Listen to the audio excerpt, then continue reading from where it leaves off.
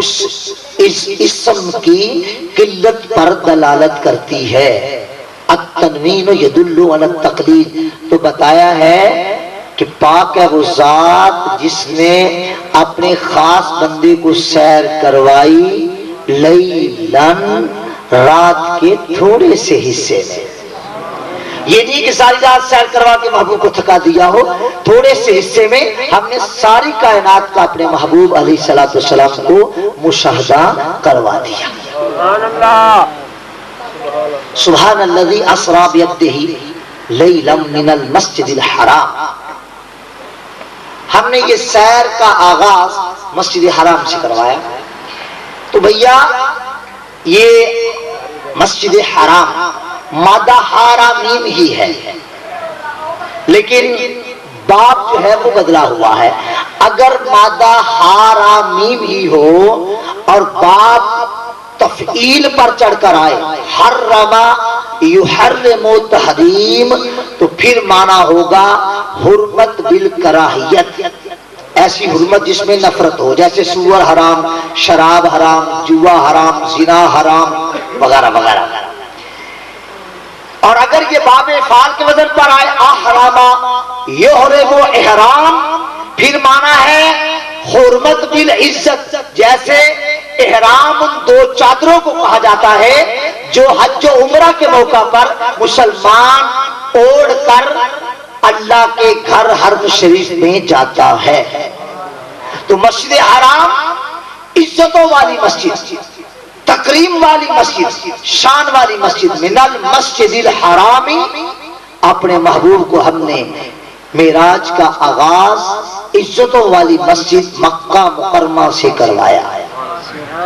الی المسجد الاقصی، اقصی کا لغوی مطلب ہوتا ہے دور والی۔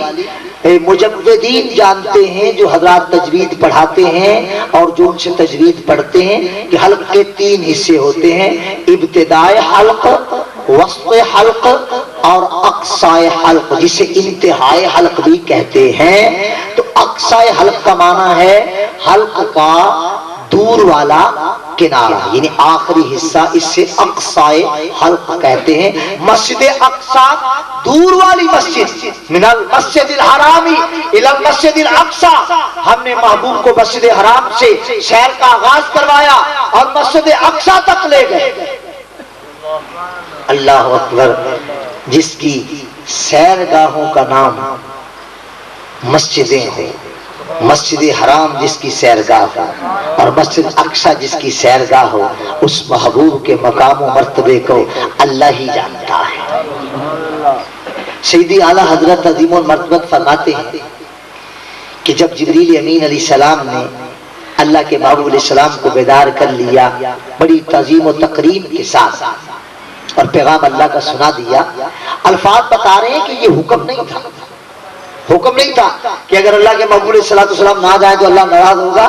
اللہ نے فرمایا حبیب اگر جی چاہتا تو آ جائے، اگر آپ نہ بھی جاتے تو اللہ ناراض نہ ہوتا، لیکن اللہ تعالیٰ بلائے اور محبوب نہ جائے یہ ہو ہی نہیں سکتا۔ چنانچہ آپ کو جب ایک جنتی بستر پر لٹایا گیا اور شرح صدر ہوا، اس پر میں نے بہت پڑھا ہے، اور 27 سال کی تبینی کے بعد آج یہ کہنے لگا۔ بعض لوگ کہتے ہیں کہ جی دیکھیں، آپ کہتے ہیں شرح صدر ہوا، آب زمزم سے دل کو دھویا گیا، اس کا مطلب ہے کہ اس میں معاذ اللہ کوئی کمی تھی جو آب زمزم کے فیضان سے دور کی گئی۔ اب چونکہ زیادہ لمبی تقریر کرنے کا وقت نہیں ہے، ورنہ اس مقام پر فقیر کم از کم 15 سے 20 منٹ تو کچھ کہتا، لیکن اب مختصر کر کے آگے گزر رہا ہوں۔ میں نے کہا حضور آپ یہ کیوں کہتے ہیں کہ آب زمزم سے قلب منور کو دھو کر آب زمزم کا فیضان قلب انور مصطفیٰ صلی اللہ تعالی علیہ وسلم کو دیا گیا؟ زاویہ تھوڑا سا بدلیے اور یوں کہیے کہ آب زمزم کو محبوب کے قلب انور سے مس کر کے دوبارہ چائے زمزم میں ڈالا گیا تاکہ آب زمزم قلب انور مصطفیٰ سے فیض یافتہ ہو جائے۔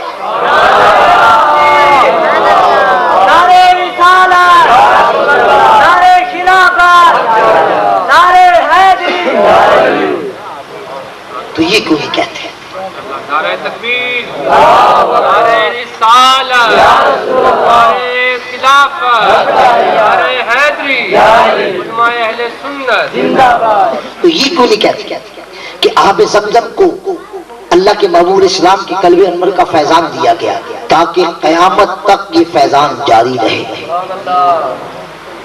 پھر جنت کا امامہ پہنایا گیا. جب وہ امامہ پہنایا گیا ہوگا اور جنت کا جبہ زیب تن کروایا گیا ہوگا تو محبوب کے حسن کا عالم کیا ہوگا؟ امام اہل سنت مجدد دین و ملت امام احمد رضا رحمہ اللہ فرماتے ہیں کہ خدا ہی دے صبر جان پر غم دکھاؤں کیوں کر تجھے وہ عالم. خدا ہی دے صبر جان پر غم دکھاؤں کیوں کر تجھے وہ عالم. جب ان کو جرمٹ میں لے کے قدسی جنا کا دولہا بنا رہے تھے. جب ان کو جرمٹ میں لے کے قدسی جنا کا دولہا بنا رہے تھے. جب ان کو جرمٹ میں لے کے قدسی جنا کا دولہا بنا رہے تھے. اتار کر ان کے رخ کا صدقہ یہ نور کا بٹ رہا تھا بارہ کہ چاند سورج مچل مچل کر جبی کی خیرات مانگتے تھے.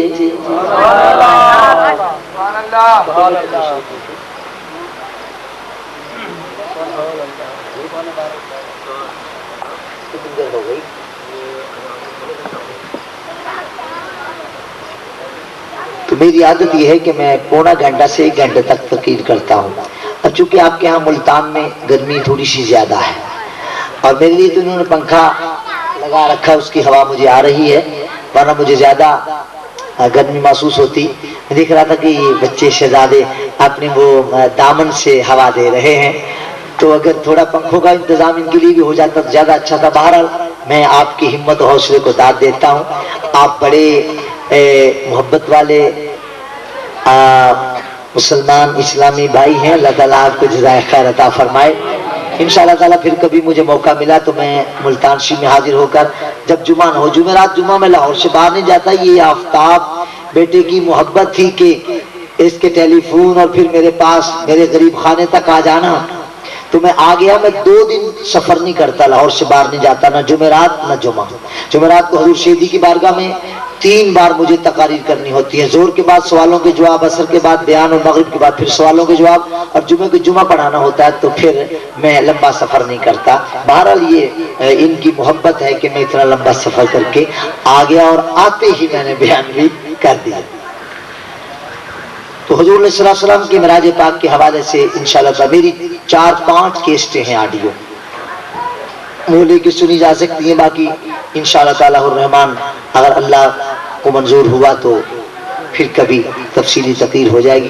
وآخر دعوایا ان الحمدللہ رب العالمین.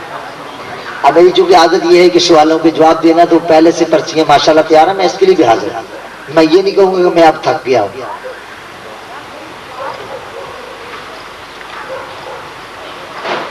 اب یہ فرماتے ہیں کہ ڈاکٹر ذاکر نائک اور ڈاکٹر اسرار طارق جمیل ان حضرات کے بارے میں آپ کی کیا تحقیق و رائے ہے؟ دیکھیے میرے بھیا، اولا تو میں نے اس طرح کے سوالات کے جواب دینے سے اپنے آپ کو بچایا ہوا ہے. میں شخصیات پر بات نہیں کرتا، اور پھر میرے ماں سے